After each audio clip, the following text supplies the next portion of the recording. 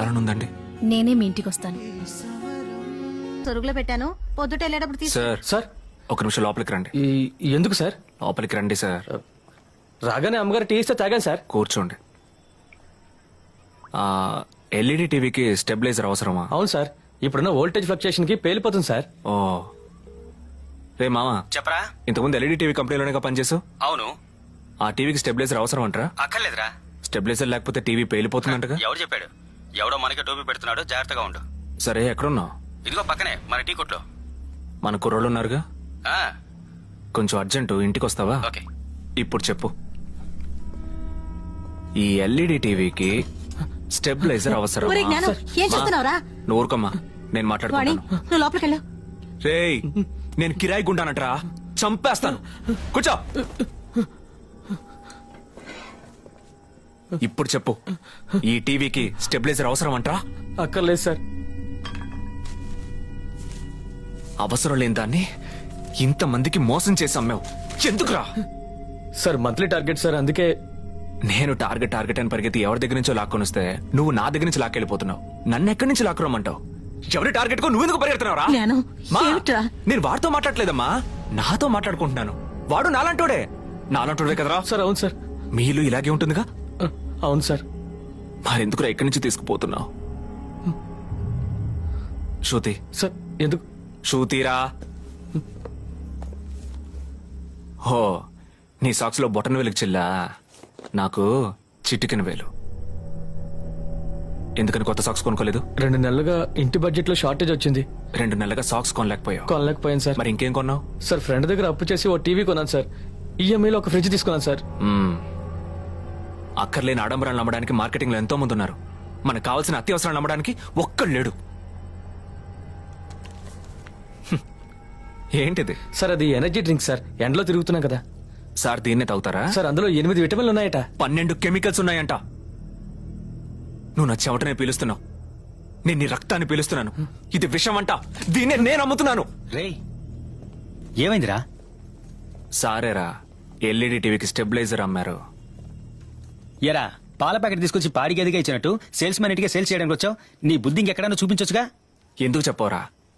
ఎందుకు చెప్పు? నీకేంటి, ప్రతి నెల ఒక కంపెనీ, నువ్వు పనిచేసే కంపెనీ నెంబర్ 1.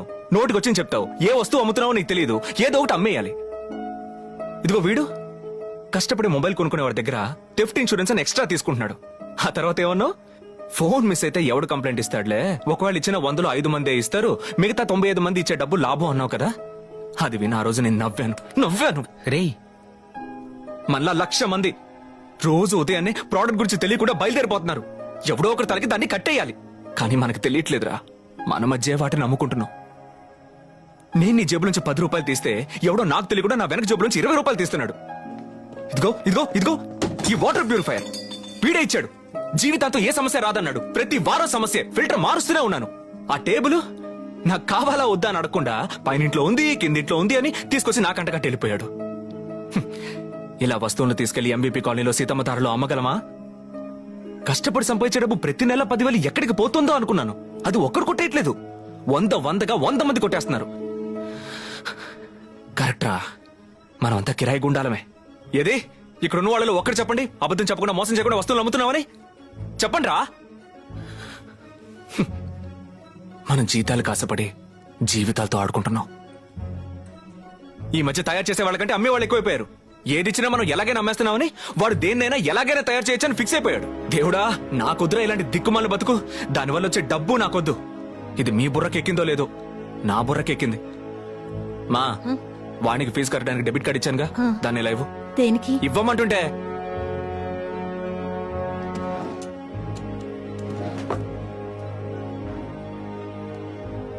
ఈ పాపిష్టి డబ్బుతో దానికి ఫీజు కట్టక్కర్లేదు.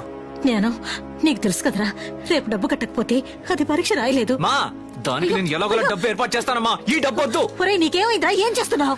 నన్ను ఏం చేయమంటావమ్మా? ఏం చేయమంటావు? నేను పనికి వెళ్ళకపోతే నాన్న కళ్ళు పోతాయని నువ్వు అంటున్నావు. పనికి వెళ్తే అందరి ప్రాణాలు పోతాయని ఇంకెవడో అంటున్నాడు. నాకేం చేయాలో తోచట్లేదు. నన్ను కొంచెం ఆలోచించుకోనివమ్మా, ఆలోచించుకోనివ్వు. రే ఆగండి రా, రే ఆగండి.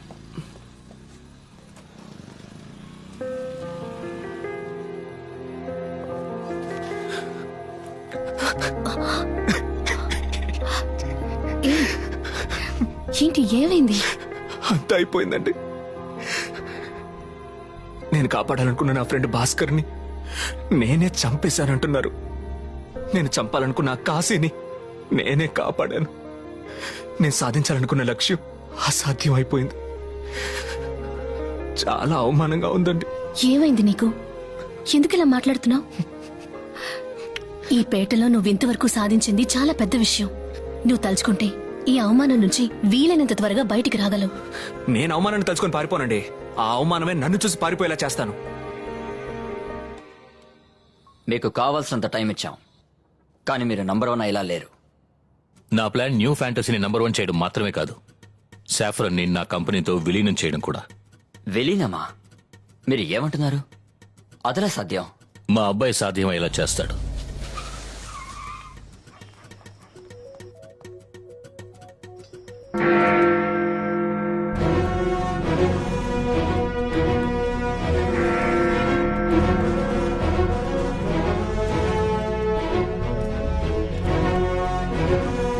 Hi mister Steve.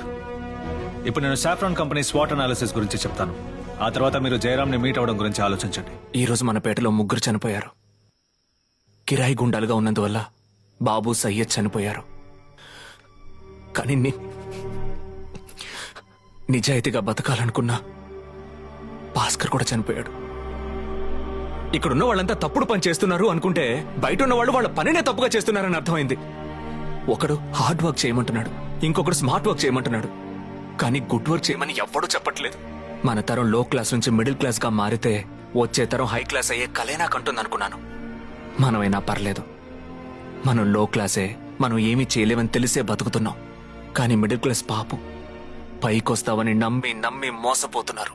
Middle class మెంటాలిటీని అర్థం చేసుకోవాలంటే వాళ్ళలో ఒకటిగా పని చేస్తేనే వర్కౌట్ అవుతుంది అనుకున్నాను. డిస్కౌంట్ అని చెప్తే చాలు, వాళ్ళు విషయాన్ని కూడా కొంటారు. ఇలా ఈ లో క్లాస్ ని మిడిల్ క్లాస్ ని హై క్లాస్ కాకుండా అడ్డుకునే ఆ హై క్లాస్ ఎవరో తెలుసుకోవాలి. హై క్లాస్ లో పుట్టిన నేను నా ఐడెంటిటీని దాచిపెట్టి ఇంకొకరి ముందు చేతులు కట్టుకుని పనిచేయడానికి కారణం కేవలం సాఫ్రాన్ కంపెనీ కోసం కాదు, ఈ టోటల్ ఫుడ్ ఇండస్ట్రీని నా గుప్పెట్లో ఉంచుకోవడానికి. కిందున్నోడు తప్పు చేస్తే అది వాణ్ణి మాత్రమే బాధిస్తుంది. అదే పైనున్నోడు తప్పు చేస్తే అది మొత్తం సమాజాన్ని బాధిస్తుంది. నా ప్లాన్స్ కనుక వర్కౌట్ అయితే రోజుకి 100 రూపాయలు ఈజీగా ఒక్కొక్కరి జేబులోంచి తీయగలం. కిరాయి గుండా అంటే ఎదుటోళ్ళని చంపితేనేనా? ఎదుటోళ్ళకి తెలియకుండా వాళ్ళ జేబుల నుంచి 1 రూపాయి తీసిన వాడు కిరాయి గుండానే. కొన్ని దేశాల్లో సంపద ఉంటుంది, కొన్ని దేశాల్లో మూర్ఖులు ఉంటారు. ఈ రెండు కలిసి ఉన్న దేశమే ఇండియా.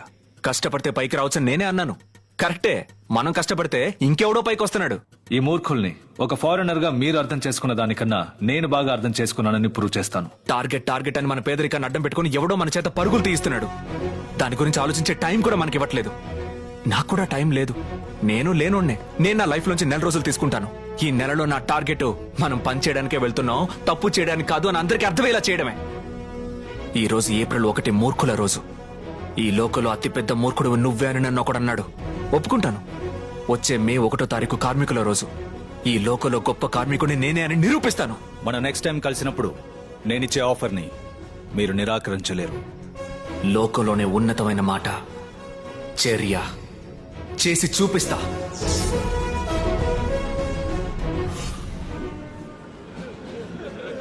నమ్ముకున్న స్నేహితుడా నన్నిడిచిపోయితివా, నమ్ముకున్న స్నేహితుడా నన్నిడిచిపోయితివా.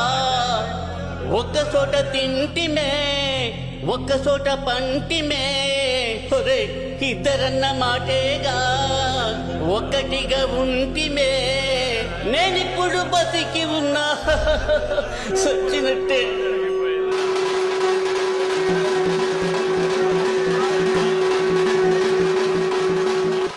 ఒక్కొక్కళ్ళు చంపేటప్పుడు వాళ్ళ కళ్ళలో భయం కనిపిస్తుంది.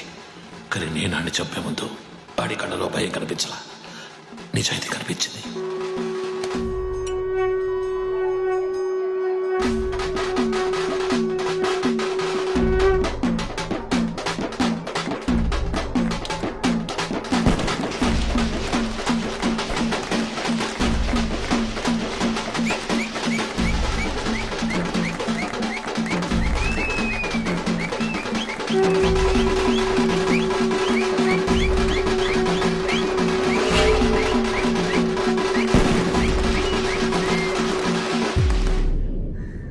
నాన్న నాకు సాయం చేసి పెడతావా? చెప్పరా. నా చుట్టూ ఏదేదో జరుగుతోంది. నాకు ఆలోచించుకోవడానికి టైం కావాలి. నేను ఒక నెల జీతం తీసుకొచ్చి ఇవ్వకపోయినా ఇల్లు గడవాలి. దానికి నువ్వు చెప్పు నాన్న. ఈ నెల రోజులు నువ్వు వెల్డింగ్ పని చేస్తావా? ఇలా అంటున్నందుకు బాధేస్తోంది.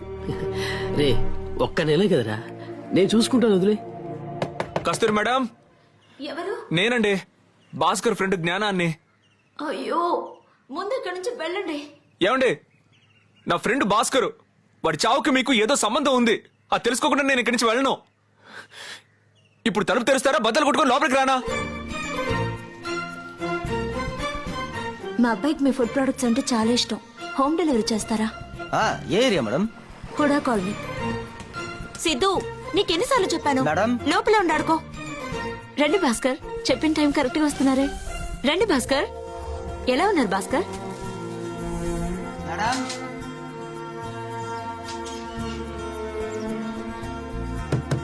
మేడం భాస్కర్, నేను బాబుతో ఉన్నాను. మీరు బయట పెట్టి వెళ్ళిపోండి, నేను తర్వాత తీసుకుంటాను. డబ్బులు పూలకుండా కింద ఉన్నాయి.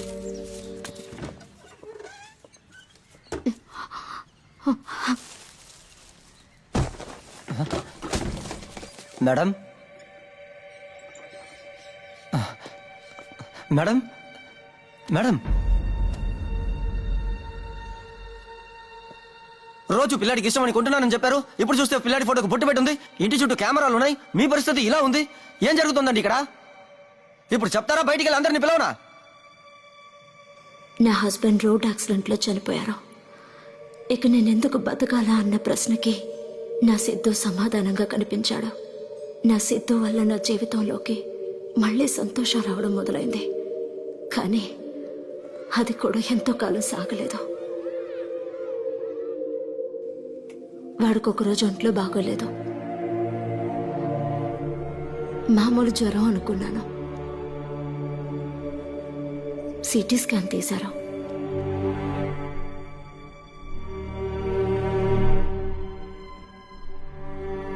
చివరికి ఒక పెద్ద షాక్ ఇచ్చారు. క్యాన్సర్ అన్నారు.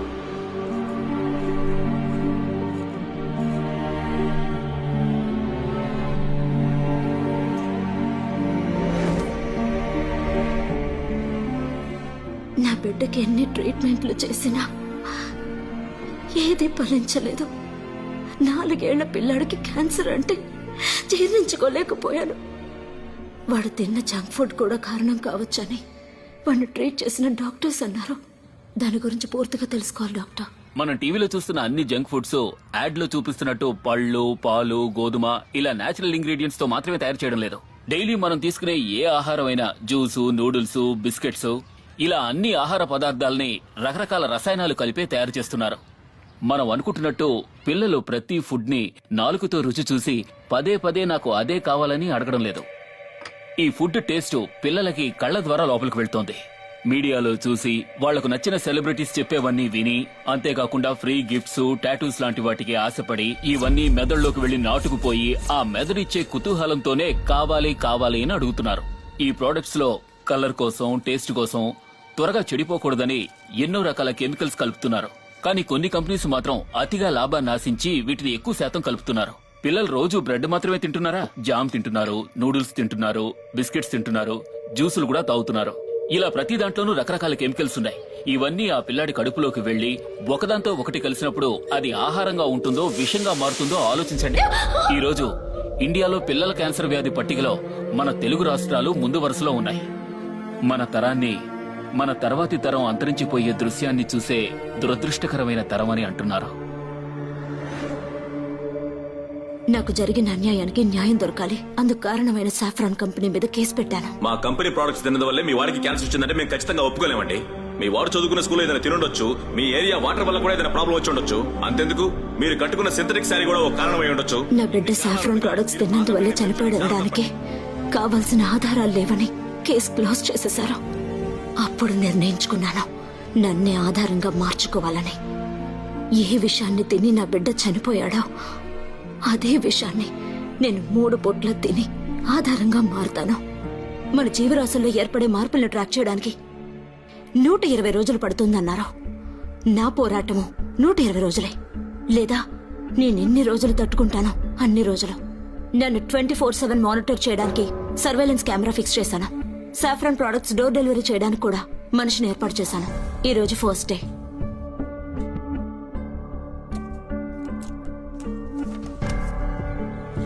ఏంటి మేడం, బాబు పడుకున్నాడా?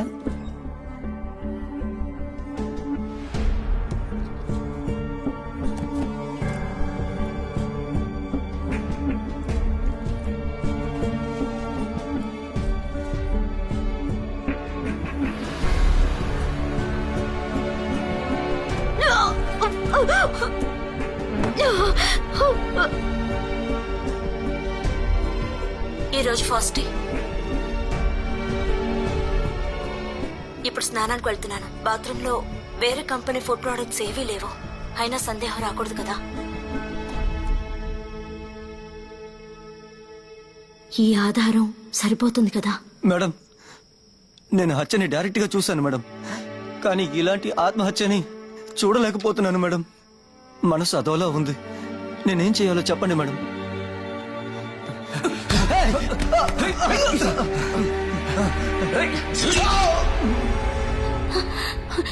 నాకు సాయం చేయాలనుకున్నా భాస్కర్ని చంపేశారా?